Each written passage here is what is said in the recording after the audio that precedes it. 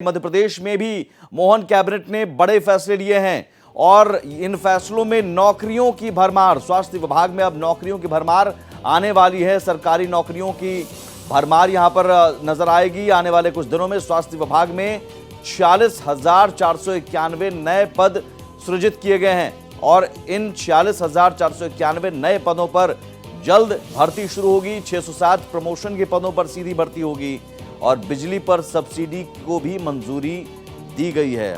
हालांकि मध्य प्रदेश में 29 की 29 सीटें लोकसभा चुनाव में मिली थी, लेकिन जरूरी है कि हम आगे भी जनता की उम्मीदों पर खरे उतरें और इसलिए बीजेपी शासित राज्यों ने तुरंत अब एक्शन प्लान बना लिया है और अब एक्शन मोड में आ चुकी है सरकार। स्वास्थ्य विभाग में 46,491 नए पद पर जल्द ही शुरू होगी भर्ती। मोहन कैबिनेट का ये बड़ा फैसला। लगभग 24,420 करोड़ की सब्सिडी राज्य सरकार अलग अलग वर्ग के लोगों को दे रही है। जैसे यदि मैं बात करूं, घरेलू उपभोक्ताओं को लगभग 6,000 करोड़ की सब्सिडी है। आप सभी जानते हैं कि 1 से 100 यूनिट तक बिजली के भाव अलग हैं और बाकी उसके भाव अलग है, इसलिए लगभग सामान्य उपभोक्ताओं को 6,000 करोड़ की सब्सिडी मिलती है। और किसानों को, जो सामान्य वर्ग के किसान हैं, उनको 13,000 करोड़ की और SC/ST को 5,000 करोड़ की। इस प्रकार 24,000 करोड़ की सब्सिडी आज मंत्रिमंडल ने प्रदेश की जनता के लिए मंजूर की है। माननीय मुख्यमंत्री जी ने निर्देश दिए थे कि हमारे यहाँ जो स्वास्थ्य सेवाएं हैं उसकी क्वालिटी बढ़े और इसके लिए आवश्यकता थी कि कुछ नए पद का सृजन हो। विभागों के डॉक्टर्स की भी कमी थी और कुछ पद ऐसे थे जो प्रमोशन से भरे जाने थे। तो अब प्रमोशन के पद यदि खाली हैं और प्रमोशन वाले योग्य व्यक्ति नहीं है तो उसको सीधी भर्ती से भरने के आज कैबिनेट ने निर्देश दिए हैं और ऐसे लगभग 12 से 14 पद ऐसे हैं जो सीधी भर्ती से भरे जाएंगे। और अजय भटनागर हमारे सहयोगी जुड़े हुए हैं भोपाल से। अजय, नौकरी का सवाल, नौकरी का मुद्दा इस लोकसभा चुनाव में बहुत गूंजा और ये एक ऐसा मुद्दा था जहां पर कहीं ना कहीं बीजेपी कंफर्ट होकर जवाब नहीं दे पा रही थी, लेकिन शायद जवाब इन तरीकों से अब दिया जा रहा है कि देखिए साहब, बीजेपी की सरकारें भी नौकरी देती हैं और बम्पर नौकरी देती है।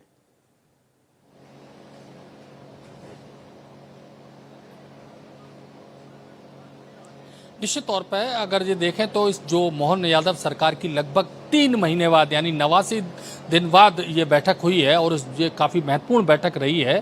कैबिनेट की जो बैठक हुई है और इस बैठक में कई महत्वपूर्ण फैसले लिए गए। सबसे बड़ा फैसला अगर हम स्वास्थ्य विभाग की दृष्टि से देखें तो 46,000 पद काफ़ी होते हैं और ये 46,000 पद पे भर्ती होगी अब। और इसके अलावा जो डॉक्टरों की बात की गई है, जो प्रमोशन से पद भरे जाने हैं, उसमें आधे पद प्रमोशन से भरे जाने हैं और आधे पद सीधी भर्ती से भरे जाने, तो उन डॉक्टरों की भी होगी। ये 46,000 पद वो पैरामेडिकल स्टाफ के हैं, चतुर्थ श्रेणी स्टाफ के हैं, तृतीय श्रेणी स्टाफ के हैं, यानी जो चिकित्सकीय पद के अलावा जो पद हैं वो उनकी कमी, भारी कमी थी।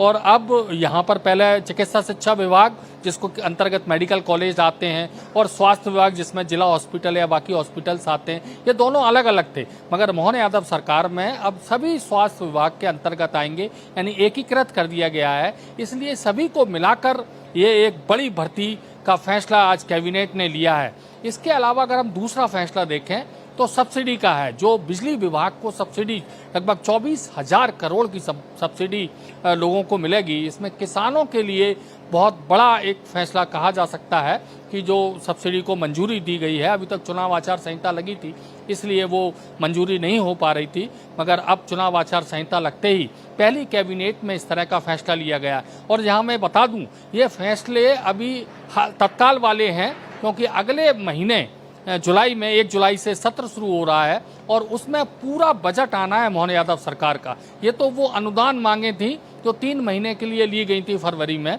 और 4 महीने के लिए ली गई थी फरवरी में, और अब अनुदान मांगों के अलावा अब पूरा बजट साल भर का आएगा, उसमें तमाम सारी योजनाओं का खुलासा होगा, तमाम सारी चीज़ों का खुलासा होगा। मगर इस कैबिनेट में सबसे ज़्यादा चर्चा रही 29 की 29 जो पूरी सीटें जीती हैं, उसमें मंत्रिमंडल ने मुख्यमंत्री मोहन यादव को बधाई दी और सीएम मोहन यादव ने प्रधानमंत्री मोदी को बधाई दी है कि तीसरी बार सरकार जो बनी है और मध्य प्रदेश को जो प्रतिनिधित्व मिला है उसकी भी चर्चा आज कैबिनेट में रही और एक प्रस्ताव भी पारित किया गया है। इसके अलावा जो गैस कांड से संबंधित जो मरीज हैं उनका इलाज होता है, खासतौर से विशेष रूप से बने हुए जो गैस त्रासदी हॉस्पिटल, उनमें डॉक्टरों की कमी थी, लिहाजा जो गैस पीड़ित हैं उनका इलाज प्रॉपर तरीके से नहीं हो पा रहा था और उनमें भर्ती की भी तमाम सारी प्रक्रियाएं होती हैं, उसमें भी अड़चनें थी। लिहाजा एक बीच का रास्ता निकाला गया डेपुटेशन का और अब स्वास्थ्य विभाग से कोई भी डेपुटेशन में इन अस्पतालों में तैनात किया जा सकता है, यानी कि डेपुटेशन की प्रक्रिया के बाद अब जो स्वास्थ्य जो गैस पीड़ित अस्पताल हैं उनका भी अब उसमें अच्छे से इलाज हो सकता है और किसी भी तरह की कोई कमी नहीं रहने दी जाएगी। यानी सरकार किसानों पे और स्वास्थ्य सुविधाओं पे भी फोकस कर रही है, साथ साथ रोजगार को लेकर भी बड़े फैसले ले रही है। इसके अलावा अगर हम देखें तो एक और महत्वपूर्ण फैसला है, गोवंश रक्षा वर्ष के रूप में ये मनाया जा रहा है, जिसमें गोवंश जो होता है, गाय जो सड़कों पे अक्सर देखने को मिलती हैं, घायल हो जाती हैं, एक्सीडेंट का शिकार हो जाती हैं, उनके लिए विशेष रूप से गौशालाओं का उन्नयन करने के लिए अलग से फंड रखा गया है। साथ ही हाइड्रोलिक मशीनें खरीदेंगी जिससे कि उनको प्रॉपर तरीके से लिफ्ट किया जा सके और उनका हॉस्पिटल पहुंचा के उनका प्रॉपर इलाज करा के और गौशालाओं में पहुंचाया जा सके। तो तमाम सारे ये कई फैसले ऐसे महत्वपूर्ण हैं जो कि आज मोहन यादव सरकार ने लिए हैं, कैबिनेट ने आज ये फैसले लिए हैं। इसके अलावा कई और भी फैसले हैं जिन पे की चर्चा हुई है, मगर आने वाले समय में वो फैसले होंगे। खासतौर से मानसून पूर्व जो विकास योजनाएं हैं उनको लेकर तमाम सारे जो फैसले हैं कि वो अगली कैबिनेट में संभावित हैं। जी अजय, इन फैसलों को मायने जरा समझाइए।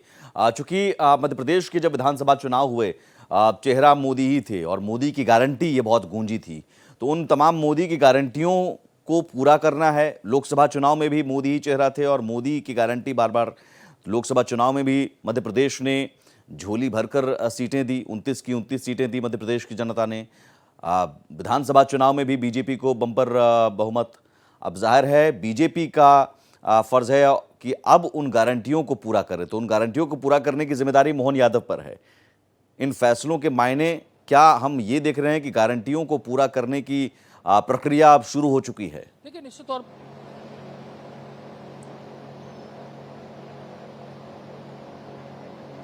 देखिए, आप सही कह रहे हैं। विधानसभा चुनाव में जनता ने भरपूर झोली भरी है भारतीय जनता पार्टी की और लोकसभा चुनाव में भी भरपूर झोली भरी है भारतीय जनता पार्टी की।